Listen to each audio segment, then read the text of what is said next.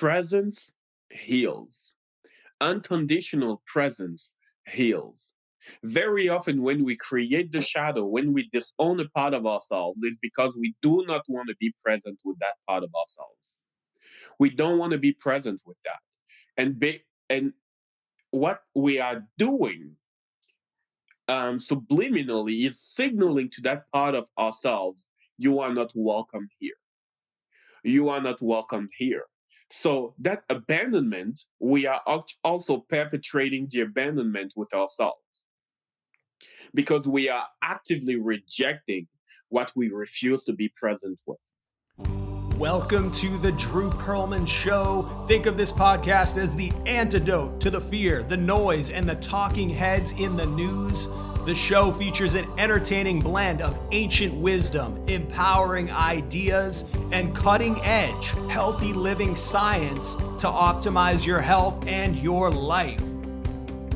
All right, so let's dive in and get started. Today's guest on the show is Xavier Dagba. Xavier is a trauma-informed transformational life coach, shadow work facilitator, intuitive healer, and EFT practitioner. He loves to think of himself as an emotional alchemist. It is his belief that personal freedom can only be achieved when we allow ourselves to welcome the wisdom hidden within every emotional state, good or bad. Xavier's own transformational journey brought him to dive into the universe of shadow work, and he tends to think that only when you are willing to integrate your shadow can you fully claim your power. Xavier, it is an honor to be with you. Welcome. It's an honor to be with you, Drew. My absolute pleasure to be here. I'm excited for this conversation and where it's going to go. I'm deeply excited to be here. That's so cool. Yeah, you never know where it's going to go, but I'm so happy to be with you today. And Xavier, maybe just start by just telling a little bit about your story. I've heard you talk a little bit about, studying up in Canada and eventually having to drop out of school and just some deep depression that went along with it. Maybe just tell the listeners about your story. Yeah. So my story is, I started this journey, I would say, a little over 8 years ago, and not really knowing what I was looking for. Because initially I came to Canada when I was 24, like almost 9 years ago, for a PhD program. I had a scholarship at the university to the University of Montreal. And that's what I thought I wanted to do with my life. That's what I thought I wanted. And not even 1 year into the program, I just felt a deep misalignment where with the destination where I was seeing my life going. It was just like, is it really what I want to do with the rest of my life? Teaching this, doing research, publishing articles. Is it really what I want to do with my life? And I started up. I was already on a spiritual journey. Learning from teachers like Wayne Dyer and Louise Hay and all these spiritual teachers, Alan Watts, and reading about them for a long time. I was already in that kind of universe, and part of me was just like, no, for some reason I just can't keep going this way. So I made the decision to kind of leave. I resisted that decision, but in 2013, 2014, really, I allowed it to happen.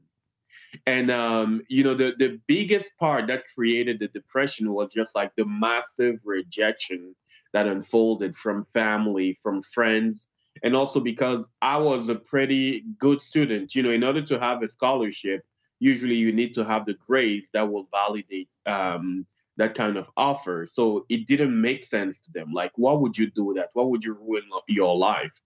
And part of me felt like I was kind of betraying myself, even because it took me so many years and nights of studying to just get there. And I was like, it's sometimes you make that decision and there is this deep divide inside of you. Am I really right? What am I really doing with my life here? What is, am I seriously ruining my life? Are they right? Or and that questioning can be very, very painful. And one of my teachers always says, depression is a pain to avoid a deeper pain. And I kept myself in that state for a long time, meaning I kept myself in that state of like uh, being in deep depression because I was avoiding diving deeper into what was actually in there. And there was a lot of repressed emotions, a lot of deep shame, a lot of deep anger that was in there that I had to work through, and that ultimately set me on the path um, that I'm on today. So this is what I can say about myself, and now what I help people do is basically reclaiming their own sovereignty, creative power, if you want to put it that way, and just ability to create their life in a sovereign way. So Hmm. um, this is what I could say as an introduction. Yeah, yeah. And you know, the other thing I found really interesting is you also have talked about Xavier, that when you were in Canada, you know, you were going through this deep depression, and you were also financially, as you said, financially broke. And so by Yeah. necessity, you had to experiment on yourself with different healing techniques. And I found that really fascinating. Yes. And I'm still in Canada. I just live in another province now, Oh, but okay. yeah, I'm still here. There we go. All Um, right, cool. so the thing was, I've had to go through, just like understanding what was happening with me. And it's like the loneliness of the journey as well at the time, because I was alone in that journey. I basically lost most of my friends when I made the decision to leave. And some of them didn't understand me, and I didn't even have the energy and the mental capacity to begin to try justifying myself and explaining myself and all of that. So I just pushed everyone away. That was my first reaction. That was like, a survival kind of reaction, because everyone was just so critical around me. They couldn't understand it, they couldn't see it. And that's the first thing. Usually, most people won't see what you can feel. And sometimes you can't see it clearly yourself, but you can just feel that something is deeply not in alignment anymore, and you're invited to make a change. And this is what I did.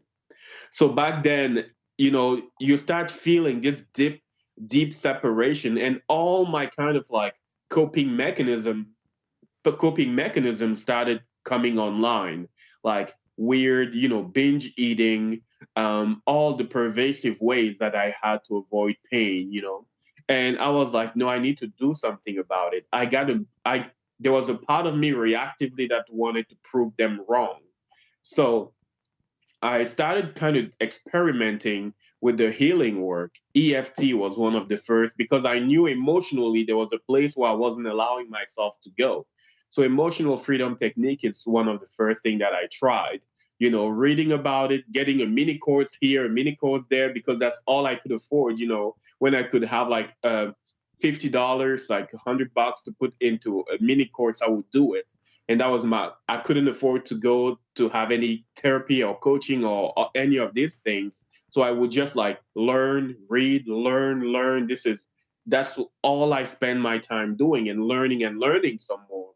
So progressively I started bringing myself into that rabbit hole of transformation, where you're invited to meet your own darkness, I would say. I really had no choice. I tried to run away from it, but when you go back to your own small apartment by yourself with your own thoughts, it just starts creeping in again, the anxiety and not being able to sleep. So that was my reality. Wow. And I know a big part of your work that I just find so fascinating, Xavier, is the shadow work. And Yeah. it reminded me of a quote, you probably heard of it before, from the Buddhist nun Pema Chodron, where she said, Yes. nothing ever goes away until it has taught us what we need to know. And I'd love to just for you to tell the listeners about what shadow work is. Yeah. Shadow work is the practice of really integrating what we have disowned, what we have pushed in the dark. And, the quote that you gave right now is so beautiful, because nothing truly goes away. I'm going to give you an example. From age 0 to 7, psychologists say we are just these sponges. We absorb everything. We observe, we absorb, we observe, we absorb. So there are many things that we assimilate that are in our consciousness. And some of them, at some point in time, we start creating that self concept, that idea of who we are. We start saying, okay, this is who Drew is going to be from now on. This aspect of me, dad doesn't like it, or mom doesn't like it, or at school, when I show up this thing, I get shamed for it. So I'm going to disown this. I'm going to push it down. In my case, it was like, you too sensitive growing up, crying all the time. And then at some point, I was like, I'm going to disown that part. I'm going to numb it down. I'm going to turn it off. But turning it off, it doesn't mean that it's not part of me anymore. It just means I put it in the shadow. That's only what it means in that moment. So I get to this point in my adult life where I made this big decision to drop out of university. And then all that abandonment, all that emotionality that I had disowned is deeply triggered because people are projecting shame onto me massively. Like, this is stupid, this you're really stupid doing this, and blah blah blah and blah blah blah. They are projecting shame onto me massively. And a big part of the shame that I had experienced growing up was actually suppressed. So it was bringing all of that up, bringing up, putting back online that initial wound of shame. So shadow work is that practice of reclaiming every single aspect of your consciousness as best you can and becoming intimate with it. That's really the key word, like really becoming intimate with it. Because if you are not intimate with an aspect of you, it can take over and really hijack the way you are showing up in your life today. It can take over. The reason why people are talking about self sabotage, which is, in my opinion, just the activation of a shadow aspect, a need that has been pushed in a shadow that is not really fully met. It's because something, they are aware of their conscious desire, but for some reason, something, sometimes we say, okay, just lack of free will. They are just lazy or all of that. We can look at this way, or we can dive in deeper. Maybe there's just another shadow aspect that just took over in that moment. So the more we became intimate with what was disowned, the more we can have conscious control or conscious leadership. I don't want to use too much the word control, but just like we can lead consciously our lives from the heart and not from wounded aspects that have not been healed fully. So this is what I can say about shadow work in general. Xavier, I've heard you say that before about leading from our hearts as opposed to our wounds. Yes. I mean, that is such a powerful thing, because it does seem like so many of us are leading our lives from our wounds. Yes, it's so especially in this time it is so critical because very often we tend to lead our lives from our reactivity. We tend to lead our lives from like responding to let's say even manifesting relationship that are just an expression of previous bonds that we've had before with a caregiver. So we tend to just recreate opportunities to heal, and this is how I like to see it. We tend to recreate opportunities to heal and integrate. And when you allow yourself to do the work of like integration and healing that is actually necessary, what you do is you tend to create now consciously. I'm gonna give you an example. Somebody that is in an abusive relationship where they are not fully being respected and honored the way they are aware they would like to be respected and honored, but for some reason they can't or they won't get out of the relationship. Very often it's because a shadow aspect has taken over. A shadow aspect that needs to be integrated so that they can actually reclaim conscious leadership and be and say, I am not available for this anymore, or I am not available for this, or actually do set the radical kind of boundaries that could shift the relationship and turn it around. So very often this is what we're doing. We go through life living through coping mechanisms, not necessarily choosing consciously in a way that honors our highest good in a moment. Wow, that is so powerful. That idea, like you, just to go back to what you said of integrating the shadow, and not just integrating it, but as you said, becoming intimate with Yes. these, you know, I guess I don't know, I would call them negative aspects, but in your mind, they're not really negative or positive, right? Yes. Yes, they're not negative at all. People can have joy in their shadow, which is a really pleasant, and I would actually call it pleasant or unpleasant, or elevated or dense, rather than positive or negative. Because when we place the connotation of negative, initially the mind is wired for resistance. The mind doesn't want to go there. You're telling me this is negative and that I have to go there? You crazy. This is the language of the ego, because the ego, the mind, is wired for your safety. And even the ego, very often people think, I got to wrestle this thing down to the ground so that I can elevate myself and grow. But really, we are invited to, we grow with the ego. We understand the need of the ego. We integrate even the ego, and begin to create from this place of acknowledging the humanness and acknowledging that we are, at least this is my belief, spiritual beings first. So the conversation here is really to become intimate with all these parts. And intimate means really awareness, acceptance, compassion with these parts. Awareness, acceptance, and compassion. When you bring compassion to a wounded part of you, it discharges the density that was here. It discharges the shame. It discharges the guilt. It discharges all the negative connotation or the density that was associated with this part of you. When you bring acceptance to that part of you, you discharge it from what was causing you to run away from it. And then now you can see it being activated. And because you can see it, you can make a different choice. So that integration aspect of shadow work is really creating deep intimacy with the parts of you. I practice a lot of martial arts as a way to kind of like discharge my emotions. And I remember having a teacher or a master, how we would call them. He would say, if you are not intimate with your capacity to hurt, then you can hurt pretty bad. If you don't know deeply how hurtful you can be with your body, with your arms, with your fists, with your legs, then you can hurt pretty bad. But if you know deeply how far these hands and limbs can hurt, and you are very intimate with the expression of that, meaning the surge of adrenaline and all of that usually fills the body when you are actually brutal, then you're not a safe person to be around. And this is what he would tell us. And I only got the meaning of all of this when I started doing shadow work.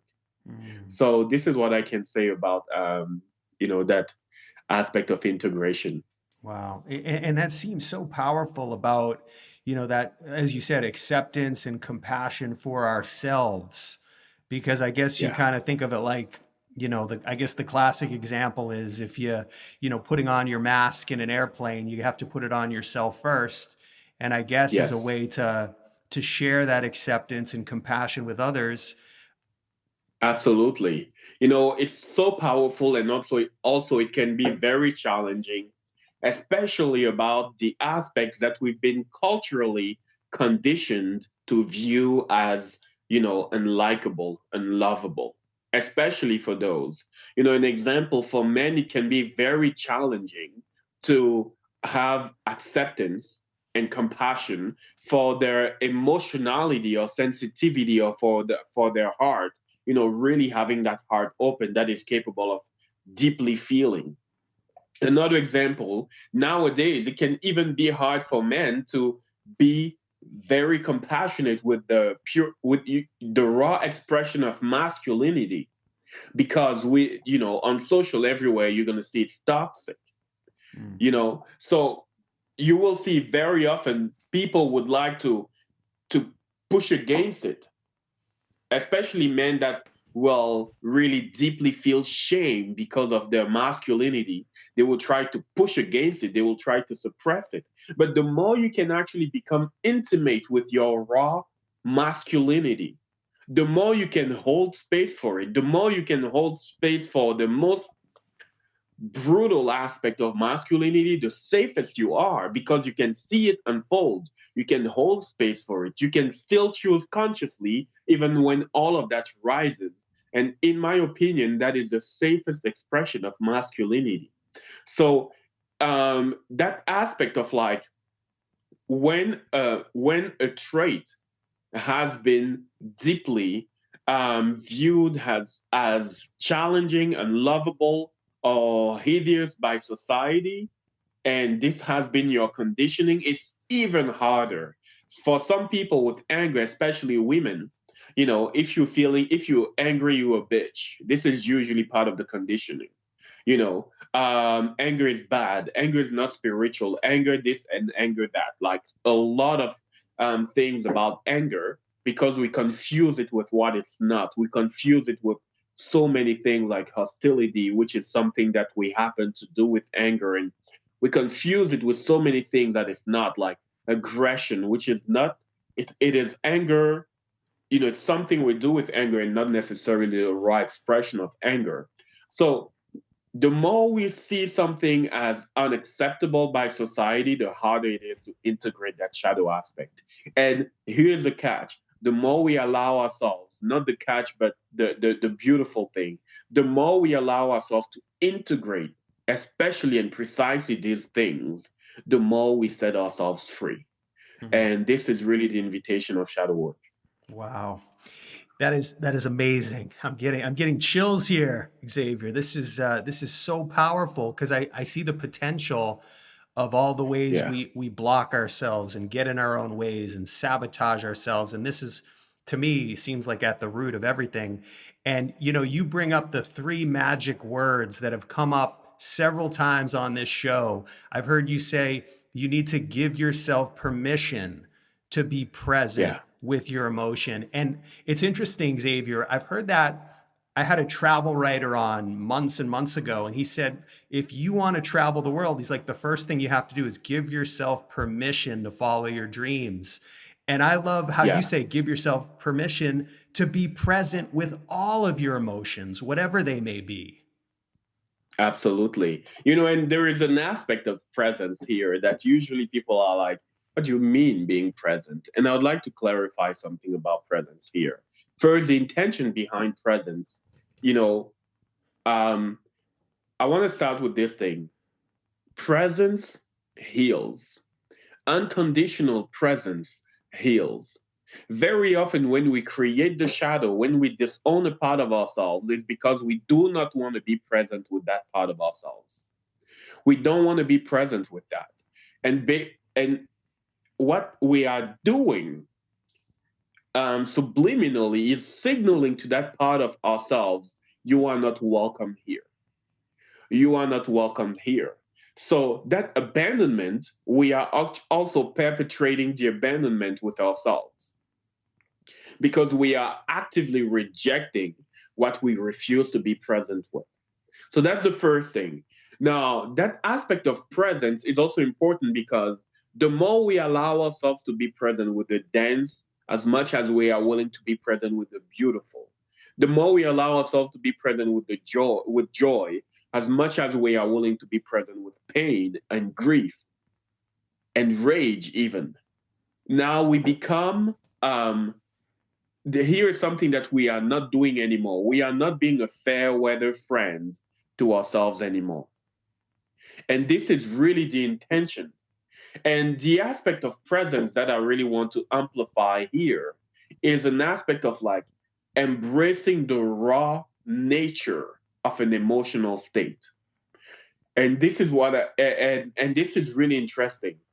Very often we wrap an emotional state with narratives. We wrap an emotional state with stories. You know, if I'm feeling sad, then I am. If I'm feeling angry, then I am. If I'm feeling rage, then I am. If I'm feeling this way, then this person, took advantage of me, or this, or that, or that. The stories and the narratives, they are usually distracting us from the true nature, from the raw emotional state. And when we allow ourselves to really dive into the true nature of that raw emotional state, what am I experiencing? Not what am I telling myself about what I'm experiencing. What am I experiencing? What is going on in my body? What is going on in my chest? What is going on in my gut? What am I experiencing? Can I be with it? And the more we allow to be with it and to open up to open up our heart to include every single emotional state, every single somatic manifestation of that emotional state, the more we liberate ourselves as well. So this is what I can say about that key aspect of presence. Mm. Yeah. Wow. Yeah, I love how you say that. Presence is healing. And Xavier, would you say that this is sort of the root of addiction as far as not wanting to be present with that raw emotion? Honestly, I'm gonna have a little bit of reserve, but in my opinion, it's an absolute yes. In my opinion, the root cause of like addiction is there is something that we don't want to be present with. There is something, there's an aspect of ourselves, there is an emotional signature that we're running away from. For very sometimes for many people, it's gonna be a deep feeling of shame, a deep feeling of shame.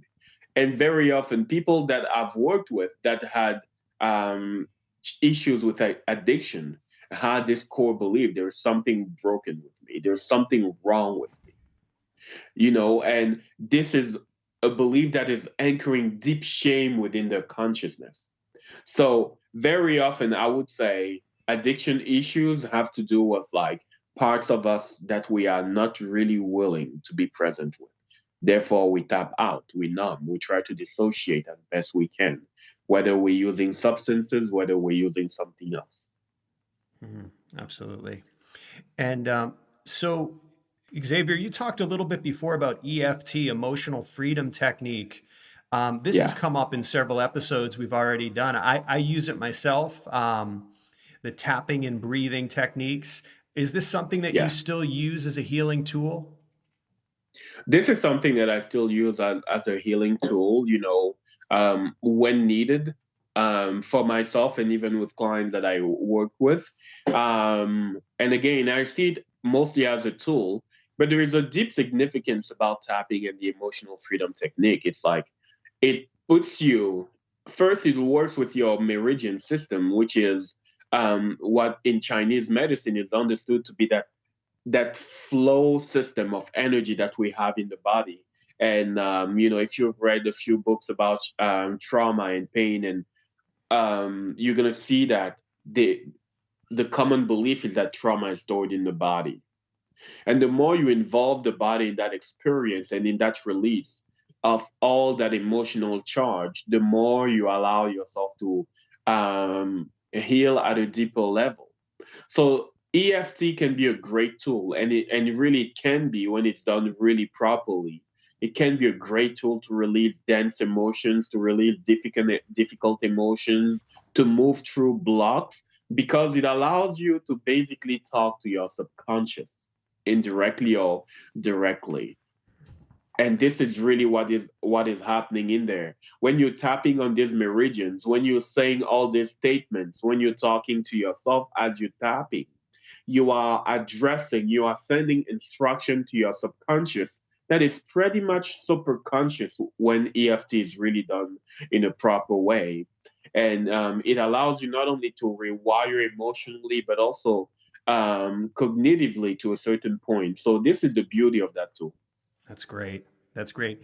Xavier, if we were sort of behind the scenes with you in Canada, what are some of the Yeah. daily practices or rituals that you do every day to keep you more centered and peaceful? Daily practices, meditation has been a big part of my journey. And of course, I'm not saying that it should be a part of the journey of anyone listening to this, because resonance is whenever we are pondering taking on a new tool. I'm always suggesting resonance. Am I resonating with this? What is my body? What is my heart telling me about this tool? What am I feeling about this tool? And really allow yourself to tune into the body rather than diving into the narrative that are coming up, because very often the ego can be sneaky and we don't want to dive into a tool just because it could open a can of worms that we actually need to dive into. So, meditation is part of my tools. Grounding myself, whether it's just like having my feet flat on the floor outside, and I try to do that in almost all weather, whether it's cold, whether it's winter, whether it's like, having my feet flat on the floor and really breathing as I'm allowing myself to do that, because we are electric beings as well. And the same way electricity flows into the earth to get discharged, the same way we can do that, because the body is not only receiving negative ions from the earth, and at the same time, the dense electric charge, the brain is electric. And the wiring and the firing that sometimes keeps us in a place of anxiety, Mother Earth can take it. So this is one of my big tools at the moment that is really effective and really easy to do for anyone. You don't need to. You just need to have your feet flat on the floor, open your lungs, and breathe, and really connect with the energy of nature. Um, EFT once in a while when I end up being, faced with a really, really dense emotion that I just need to navigate. Breath work is also a big part of my tools at the moment. And there are so many other tools that I've used and, not that I'm not necessarily using anymore. But those are the free tools that I would say I still are still consistently here. But that deep aspect of presence, when you become a practitioner of presence, it turns into that second nature. So you are almost always grounding when you allow yourself to be deeply present with what is going on within your body, within your mind. And this is the invitation that I have for almost everyone. That's great. Just a few final questions here. Xavier, in your mind, what does it mean to be human? What it means to be human, that's a really interesting question. The first the first thing that it means to be human is like making peace with the fact that we um make mistakes, whatever mistakes are supposed to mean. Like we do things that usually to our self-concept would appear to be wrong, um, would appear to be seen by others like stupid or crazy. That's what we do as humans. We show up in ways that others do not understand. We sometimes are being seen as villain in other people's eyes, even when we do things that feel in alignment with who we are. What it means to be human is, deeply um, loving the mundane, because very often in the spiritual community, we just reach for that elevation, that like joy all the time, like being in spirit all the time and being above circumstances. We are living in a 3D world, we are living in this kind of like solid kind of world. And it is actually okay to find some sort of like joy in the mundane, joy in all of these little things that some people would say petty. So, really understanding, taking ownership of the needs of the human is a huge part of reclaiming that healing, that sovereignty, taking full ownership of the needs of the human, the need for connection, sometimes even the need for belonging. We can find belonging on many different levels, Initially, at a when we from a wounded perspective, we tend to want belonging in the places where it doesn't really exist. We tend to look for belonging in the places where we have to sacrifice as parts of us, abandon ourselves to get belonging. But the more we grow and evolve, we understand, yes, belonging is still a need, but I can find it differently. I can find it within myself.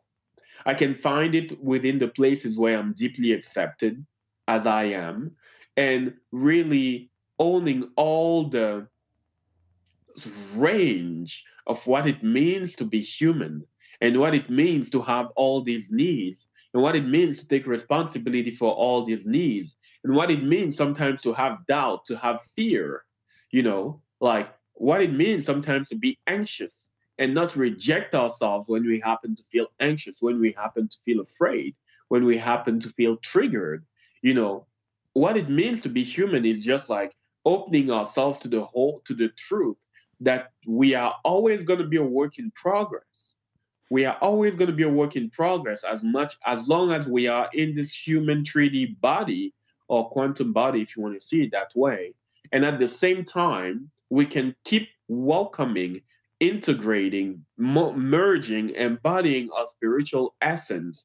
So this journey of healing doesn't need to exclude one to embrace the other. But when we can open our heart big enough to include both, all of it, all of the spectrum, this is really what it means to me to be on this journey as we are honoring the human in us. Oh, love that. Xavier, if you could travel back in time, I know I'm asking you all these heavy questions here, but if you could if you could travel back in time, say 30 years, what words of wisdom would your current self share with your younger self? Oh, that younger self was really, really, really tuned in. If I could go back in time, what would I really share? It's really interesting because from this perspective, I can see that I'll just say thank you. Honestly, I'll just look at the little guy and I'll be like, thank you. Thank you for not giving up. Thank you for the journey that's ahead. Thank you for the mistakes that you will make. And, thank you for, I'll just meet that little boy with a deep thank you. Like, I wouldn't necessarily, at this point, I wouldn't necessarily try to alter the journey or try to give him some, like, something that I've witnessed when I allowed myself to dive into that inner child kind of work, the more I've done inner child work, the more I've realized that this inner child was equipped more than I ever thought. And I would just like dive in there and be like, I'm rooting for you. Just thank you, keep going. That's it. Honestly. Because that little boy, he had everything he needed in him, and he eventually did it. He eventually allowed himself to navigate everything that he had to navigate growing up in Africa with all the, the conditioning that he had back then. And surrendering to this work. I would just go back and be like, I'm cheering for you, man. Like, I got your back. Like, I'm really just cheering for you. Know that at some point in time, when my turn comes to take the reins, I will honor your needs and I will always listen to you, but keep going. That's beautiful. Xavier, where's the best place for people to go that want to learn about you, work with you, find out about your work? Well, people want to find me, my website, xavierdagba.com. They can find me there. They can find my offers. I'm very, very active on Instagram. This is the place where I like to create. So people can find me on Instagram, xavier.dagba on Instagram. So this is where I hang out the most. But this is where they can find me. And thank you for giving me the possibility to share that here. Thank you so much. Oh, it was an honor. Great being with you today, my friend. It was an absolute pleasure. Drew, please keep doing this work. It is so much needed. That awareness that you bring in and the caliber of guests that you're bringing here, this is so needed. And I'm just deeply honored that I was considered to be on your show. Thank you for listening to the Drew Pearlman Show. I hope you enjoyed today's episode. In the words of Mark Twain, 20 years from now, you will be more disappointed by the things you didn't do than the things you did do.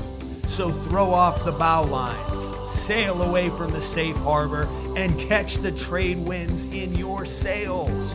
Explore, dream, discover, and stay well, everyone.